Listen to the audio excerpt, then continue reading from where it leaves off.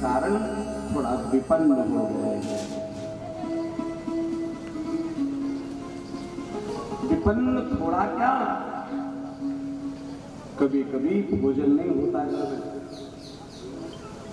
तो क्या नियम बताया, बोले जब अन्न कट करके घर चला जाता है तो वहां पर जो बालियां खेत में गिर जाती हैं उनको बीन करके लाते हैं और उससे अन्न निकाल करके भोजन करते हैं। महाराज इतनी विपन्नता है, क्यों? क्योंकि नियम है 5 घर में भिक्षा मांगेंगे, मिल गया तो ठीक है, कभी कभी 5-5 घर में भिक्षा नहीं मिलती। तो ऐसे एक दिन भिक्षा भी नहीं मिली और जब जा रहे थे खेत में बालियों को बीनने के लिए तो इंद्रदेव ने वृष्टि कर दी, खेत की बालियां भी गीली हो गई। सुशीला हाथ जोड़ करके खड़ी हो गई, प्रभु आज तो बात नहीं बनेगी, आपने कहा था श्री कृष्ण हमारे सखा है। तो सुदामा जी को भाव आ गया, बोले कृष्ण सखा तो हैं, बोले फिर जाओ ना। तो बोले क्या समझ रहे, कुछ याचना करने जाओ? मैं नहीं जाता, वो सब जानता है और मित्र से याचना करनी पड़े, मित्र को समझ नहीं आता।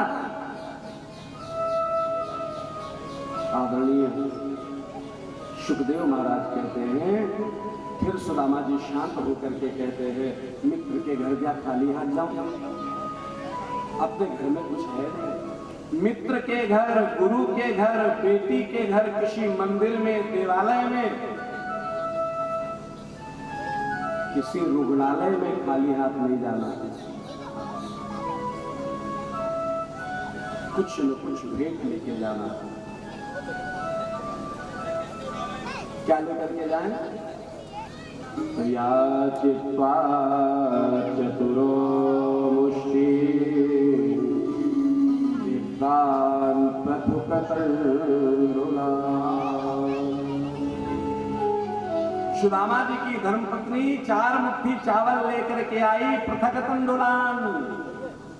बोले 4 अलग अलग घर से और उसमें भी पृथक तंडुलान। तात्पर्य एक भी साबुत नहीं है, सब टूटा फूटा है। एक पोटली में बांध करके दे दिया कि चले जाना और जाकर के महाराज दे देना। किसको? अपने मित्र को महाराज। सुदामा जी वो पोटली लेकर के चल पड़े हैं। 1 दिन हो गया, 2 दिन हो गया, 3 दिन हो गया, सुदामा पुरी से द्वारिका की तरफ चले जा रहे हैं महाराज।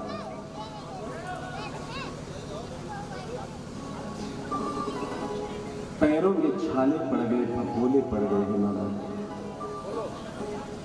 भूख लगती है, प्यास लगती है,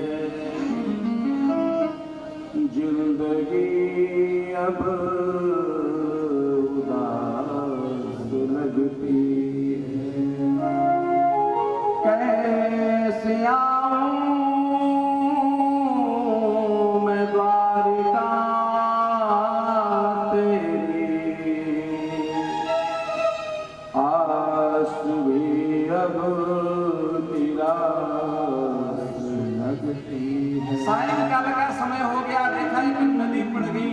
अब विचार करते हैं अगर शाम को ही नदी को पार कर लेते तो अगले दिन यात्रा आसान हो जाती। सुबह का इंतजार करेंगे, 8-9 बजे तक नाविक आएगा, तब नदी पार करेंगे, दोपहर हो जाएगी।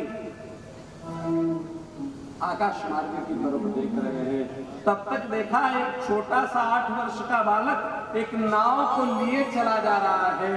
बाबा ने आवाज लगाई सुदामा जी ने, अरे लाला नेक हमको पार उतार देगा। बालक जल्दी से नाव लेकर के आया, बोले शाम होने को है, नाव में बैठो, हम आपको पार उतार दे। सुदामा जी कहते बहुत धन्यवाद है बेटा। नाव में बैठते हुए कह रहे हैं सुदामा जी, बेटा उतराई देने के लिए कहना चाह रहे हैं कि उतराई देने के लिए मेरे पास कुछ नहीं, लेकिन लाला सुनने को तैयार ही नहीं है। अरे बाबा जल्दी बैठो, उतराई वगैरह की बातें तो बाद में हो जाएंगी, हाँ ये लेना देना चलता रहेगा, काम शुरू करो, बैठो। महाराज बैठ गए। बीच मध्य जब धारा आई महाराज कई बार हमें ऐसे लोग मिलते हैं, कैसे? बोले शुरू करो शुरू करो, और जब बीच आता है तब कहते हिसाब किताब कर लिया जाए। कभी आसरा भी लेना चाहिए। भगवान कहते हैं अगर आसरा दिया है ना तो एन केन प्रकारेण उस कार्य को संपादित करने के पश्चात ही शांति का अनुभव करना चाहिए। जैसे ही मध्य में पहुंचा तो बालक क्या कह रहा है? कह रहा हाँ कुछ कह रहे थे उतराई के लिए, हाँ ला उतराई। सुदामा जी कहते लाला यही तो कह रहा था कि उतराई देने के लिए मेरे पास कुछ नहीं है, तूने सुनी कहाँ मेरी? बोले बाबा ऐसे थोड़ी होता है कि आप नाव से जाओगे और उतराई भी नहीं दोगे। तो सुदामा जी ने कहा बेटा तूने मेरी बात ही तो नहीं सुनी। तो बोले फिर नाव से उतर जाओ। तो बोले नाव से उतर क्या बीच मझधार में उतर जाए, मुझे उधर पहुंचा दो। तो बालक कहता है इतनी देर में हम उधर पहुंचाएंगे, इधर नहीं चले जाएंगे, चुपचाप उतराई दे दो, हम ऐसे पार उतारने वाले नहीं है।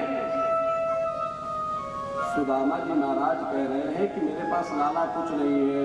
वो लाला कहता है तेरे पास है तू देना नहीं चाहता। अब तो सुदामा जी को लगा 4 मुट्ठी चावल है वो भी गए। लाला तेरे से सच कहूं मेरे पास कुछ नहीं है, और उस पोटली को और संभालते जा रहे हैं। देखते ही देखते वो बालक घुटनों पे बैठ गया, सुदामा जी के दाहिने हाथ को पकड़ करके अपने मस्तक पर रखा है। हे भूमिदेवा,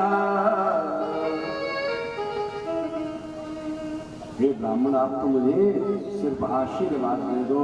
और जैसे ही भगवान जैसे ही उस बालक के सर पर सुदामा जी ने हाथ रखा है, एक अलग ही अनुभूति हुई, जैसे आज 15 दिन से चलते हुए का समस्त श्रम समाप्त हो गया हो।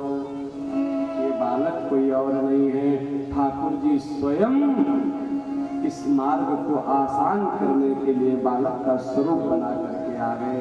जब आपके मार्ग में लगे संकट आता है, कोई सहायता करने के लिए आ जाए तो व्यक्ति मत मानना वो ईश्वर किसी रूप में आपके सम्मुख प्रकट हो गया है।